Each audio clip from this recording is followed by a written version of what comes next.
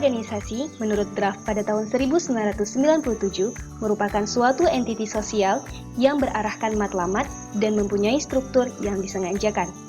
I.O. Psychology pula merupakan suatu kajian psikologi yang berfokus kepada organisasi, di mana orang yang bekerja di kawasan ini menggunakan prinsip psikologi kepada bidang seperti sumber manusia secara fisikal dan mental, latihan pekerja, pemasaran penjualan, dan pembangunan organisasi, serta kesejahteraan pekerja itu sendiri. Lantas, apa-apa saja sih topik kajian I.O. Psychology itu?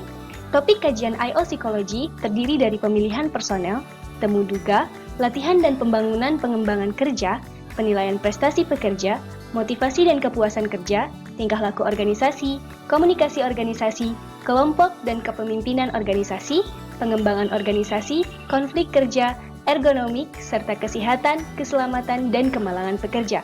Keseluruhan ini adalah pembahasan yang akan dibahas dalam topik kajian I.O. Psychology dan bagaimana tentang pembahasannya, serta apa-apa saja sih trik dan dari pemilihan personel, temu duga, latihan, dan apa-apa saja yang harus diberikan kepada pekerja akan dibahas selanjutnya kepada ahli kumpulan yang lain.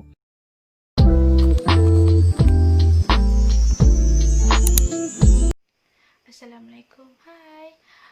Nama saya Nur Izzatul Binti Zakaria. Okey, hari ini saya nak bagi review sikit tentang satu movie iaitu The Pursuit of Happiness. Okey, movie The Pursuit of Happiness ditayangkan pada tahun 2006 dan movie ni adalah berdasarkan daripada kisah sebenar sebuah novel hasil penulisan Quincy Troop. Okey, movie ni dia dibintangi oleh 3 pelakon utama iaitu Will Smith sebagai Chris Gardner, yang kedua ialah Thandie Newton iaitu sebagai Linda. Thandie Newton ni merupakan isteri kepada Chris, dan yang ketiga ialah Jaden Smith iaitu anak kepada Linda dan Chris yang diberi nama Chris Hopper. Movie ni dia berkisahkan tentang pengorbanan seorang bapa demi membesarkan anaknya yang berusia 5 tahun selepas ditinggalkan oleh isterinya. Okey, Chris ni dia mengalami pelbagai konflik pekerjaan selepas satu demi persatu pekerjaannya tidak mendatangkan sebarang hasil kepada beliau. Kerjaya Chris, dia bermula sebagai seorang jurujual.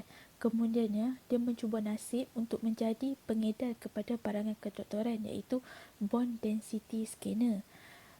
Chris dia telah melaburkan ke semua wang simpanannya untuk membeli peralatan tersebut, namun tidak membawa sebarang keuntungan, malah merugikan beliau kerana peralatan tersebut terlalu mahal untuk dibeli oleh doktor. Kewangan Chris ni semakin hari semakin berkurangan sehingga beliau tidak lagi mampu membiayai sewa rumahnya. Chris dan anaknya telah dihalau dari rumah tersebut dan terpaksa menjadi gelandangan. Okey, pada suatu hari, Chris ni telah berjumpa dengan seorang broker saham yang berjaya dan memiliki sebuah kereta Ferrari yang berwarna merah. Chris sempat bertanyakan tentang rahsia kejayaan beliau. Selepas daripada pertemuan tersebut, Chris ni dia macam bercita-cita untuk menjadi seorang broker saham. Demi memenuhi keperluan hidupnya, Chris telah mencuba peluang pekerjaan yang baru. Chris telah menghadiri temu duga untuk menjadi seorang broker saham.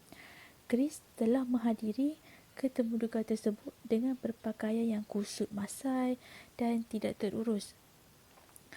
Walaupun dia datang dalam keadaan begitu, tetapi keyakinan yang beliau ada telah menyebabkan Chris berjaya menarik perhatian pengurus syarikat tersebut. Akhirnya, Chris telah diberi tempoh latihan serta percubaan. Usaha, semangat dan motivasi yang dimiliki oleh Chris telah mendatangkan hasil. Akhirnya, Chris Gardner telah diambil sebagai pekerja tetap dan menjadi seorang broker saham yang berjaya.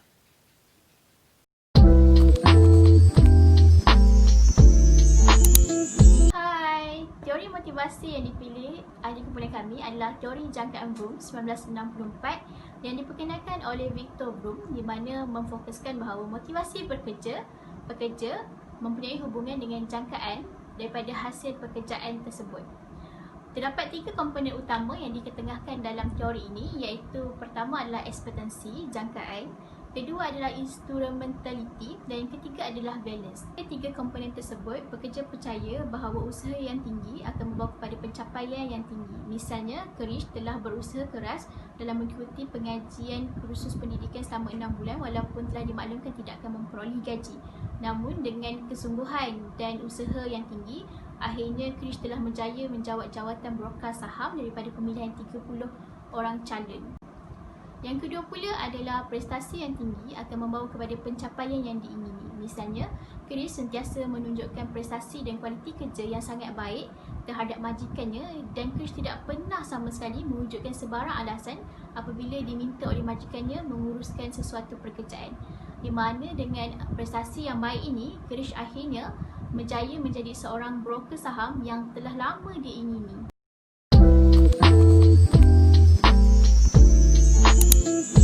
Penjelasan ulasan teori Raja Kedua.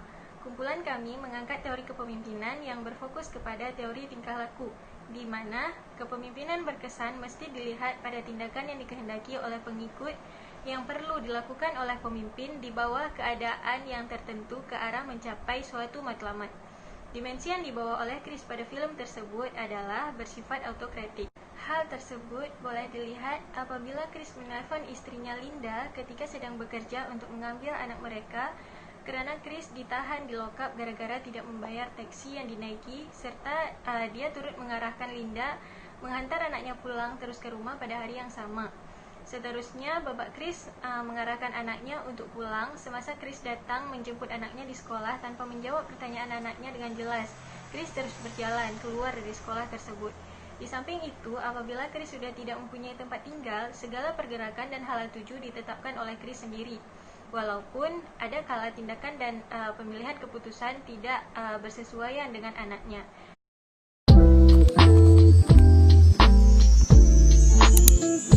Jadi hari ini kami nak kongsikan dengan anda semua tentang kesan positif ataupun impak positif yang terdapat dalam filem The Pursuit of Happiness. Siapa yang pernah tengok filem ni mesti tahu banyak sangat kesan positif yang dikongsikan dalam filem The Pursuit of Happiness ni. Antara satu kesan positif yang betul-betul menyentuh hati saya ataupun yang betul-betul mengedarkan saya adalah seseorang itu perlu berusaha sehingga dia berjaya. Jadi saya rasa watak Chris Gardner ni betul-betul memberi motivasi kepada saya sebab walaupun pelbagai cabaran, pelbagai konflik yang dilalui untuk dia dapat pekerjaan tu dan untuk dia jaga anak dia dengan isteri dia tinggalkan dia lagi, tapi dia terus menjadi seorang yang kuat demi anak dia dan demi kejayaannya dengan sentiasa berusaha untuk jadi lebih baik dan dapat kerja dia limited. Itu semangat yang saya rasa sangat besar dan sangat memberi kesan positif kepada saya. Jadi kita teruskan dengan yang lain, ya? Sekarang saya akan sambung dalam membuat ulasan filem The Pursuit of Happiness ini dengan melihat kepada sisi-sisi negatif yang terdapat di dalam filem ini. Namun, ia lebih kepada untuk melihat apa tanggapan dan juga respon penonton terhadap pembawaan watak dan juga lakonan dalam babak yang akan saya kemukakan sebentar lagi. Okey, saya akan mulakan dengan mengemukakan watak yang dibawa oleh Tandy Newton sebagai Linda, iaitu isteri kepada Chris Gardner. Mempunyai seorang anak yang bernama Christopher dan beliau bekerja sebagai buruh untuk membantu suaminya menyara kehidupan seharian mereka di Amerika Syarikat. Seperti yang kita ketahui bahawa watak yang dibawa oleh Tandy Newton sebagai Linda ini adalah seorang yang berpersonaliti tegas dan juga dingin.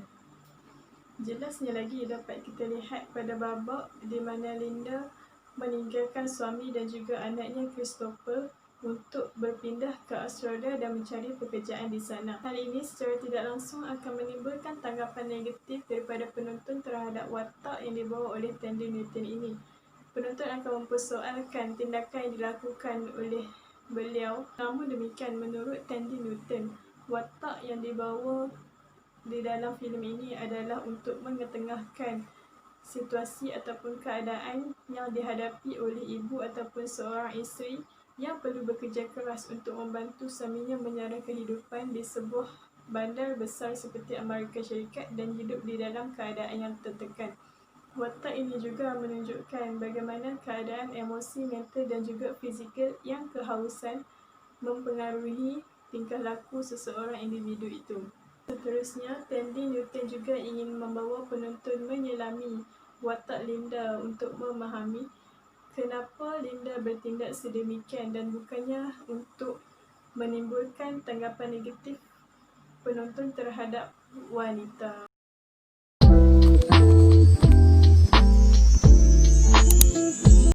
Nama saya Muhammad Syafiq. Okey, jadi saya akan rumuskan secara keseluruhan mengenai dengan movie ini, iaitu perkarya dan gambaran yang menyeluruh yang dapat dikongsikan secara umumnya ialah kegigihan seorang lelaki atau ayah yang berusaha gigih untuk mendapatkan perlindungan dan juga pekerjaan untuk memudahkan dan menyenangkan anaknya.